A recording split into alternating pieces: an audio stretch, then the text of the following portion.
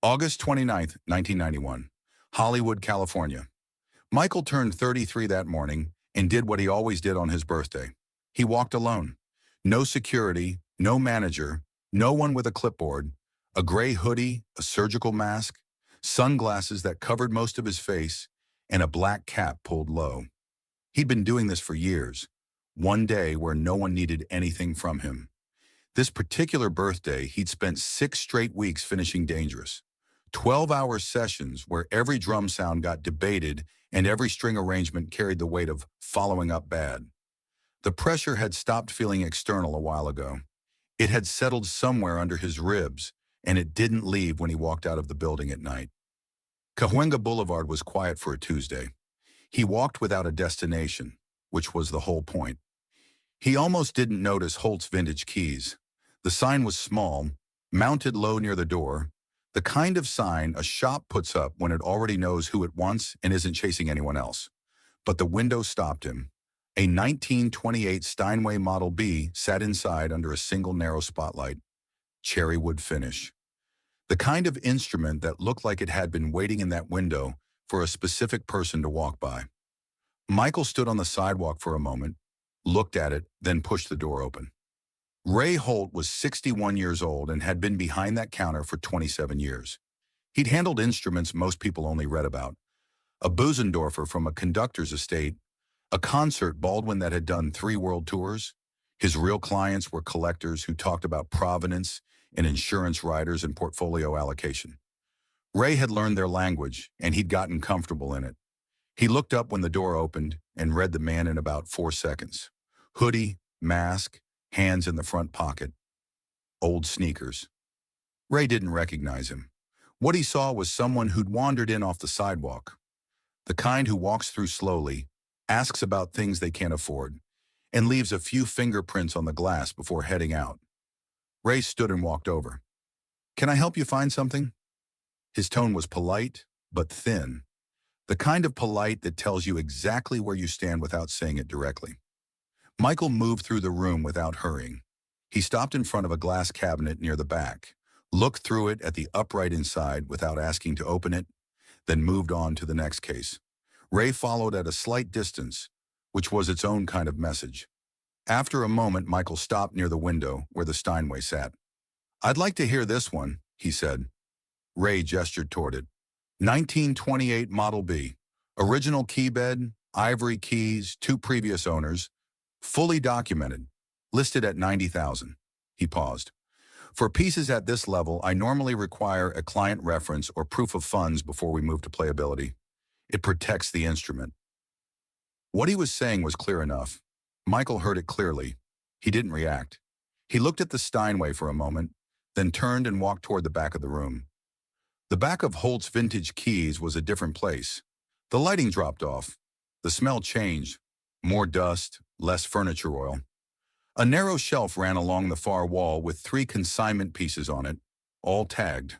A water-damaged Kawai upright, an electronic keyboard with a cracked casing, and at the end, pushed slightly sideways like someone had nudged it once and never straightened it, a Yamaha upright.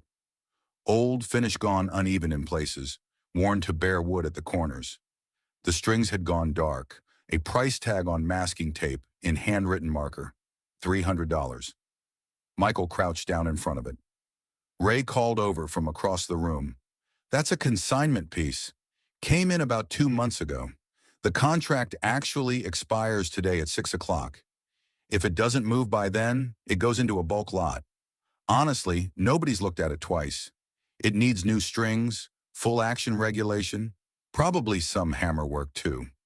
Repair cost would run well past what the instrument is worth. If you want something you can actually play, there's a newer Yamaha on the right wall. Solid entry-level piece, $1,200. Michael opened the fallboard slowly.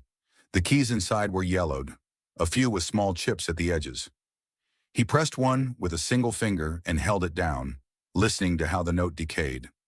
Flat, slightly hollow, the hammer heavier on one side. He pressed a few more. Then he ran his thumb across 5 keys without pressing, just feeling the surface, how they gave under the weight of his hand before returning. He turned the instrument slightly to look at the back panel. Near the base of the cabinet, carved into the wood in small, clean lines, was a treble clef, maybe 2 inches tall, done by hand with a blade, not rushed. Someone had taken real time with it. Behind him, the front door opened. Ray looked up. A man in his late 60s came in. Corduroy jacket, collar turned up, moving carefully. The kind of careful that comes from knees that have given you trouble long enough that you've stopped fighting it. Earl Montgomery. Ray knew him. He was the one who'd left the Yamaha on consignment 2 months ago. "Mr. Montgomery," Ray said. "Contract's still valid until 6. "I know," Earl said. "Just wanted to come by and see it one more time." His eyes moved across the room and found the piano immediately, and the man crouched in front of it. Michael stood up slowly and turned around. "Is this your?" he asked. Earl looked at him the way people look at strangers who handle their things. Careful, not hostile. "It is." Michael gestured at the back panel. "The clef near the base. You put that there?" Earl nodded. "I put one on every instrument I worked on. Started doing it around 1963. My wife said it was how I signed my name." He paused for a moment. "She passed in 84? "What kind of work did you do?" Michael asked. "Studio preparation, regulation, voicing, tuning before sessions. Motown's LA facility, Capitol, some of the smaller houses on Sunset.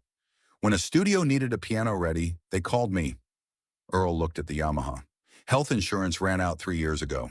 I couldn't keep the workshop rent after that. This piano was one of the last things I had." Ray had moved a step closer without realizing it. Michael turned to Ray. "Is there somewhere I can sit and play it?" Ray opened his mouth. "The strings on that instrument are... It's not going to hold tune. It hasn't been serviced in..." "That's all right," Michael said. He pulled the small stool from beneath the keyboard, sat down, adjusted it once, and put both hands on the keys. What he did first wasn't play. He pressed single keys one at a time, starting low, moving up, not in any musical pattern. Just listening, testing the weight of each key, where the hammers felt stiff and where they moved clean. He tilted his head slightly.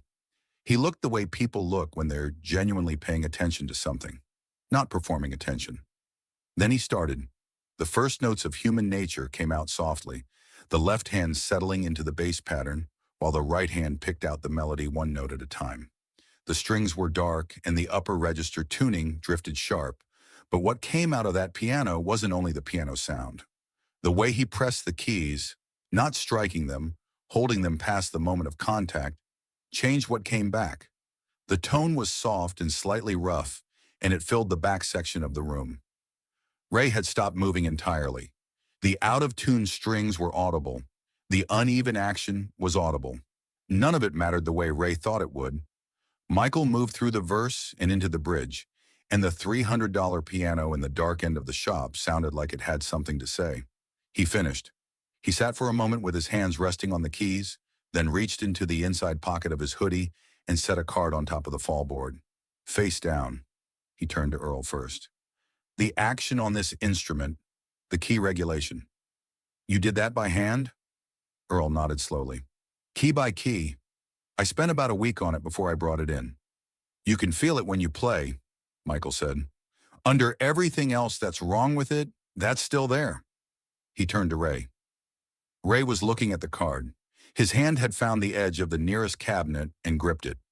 He picked up the card and turned it over. Michael J. Jackson. The color moved out of Ray's face in stages.